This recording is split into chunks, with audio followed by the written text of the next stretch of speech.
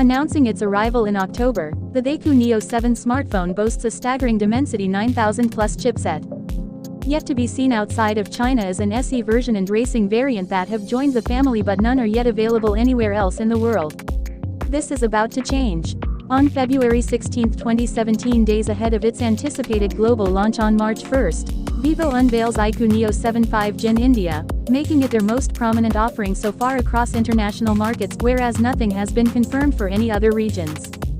All three iQOO Neo7 smartphones share virtually identical dimensions, display size, battery capacity, and even fast charging capabilities. What remains is to determine whether the vanilla version of the Neo7 5G will be sold under that moniker in China, or whether we could yet see a debut from independent brand Vivo-owned iQOO Neo7 5G.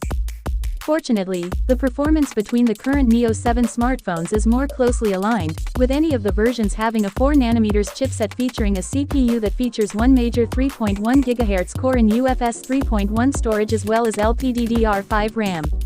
The bigger question is, how much would iQOO's Neo7 cellphone be priced at? Anticipatedly, it should surpass an $27,999, which marks an 8-month-old price tag for iQOO's previous model, seemingly making it even more expensive than its predecessor.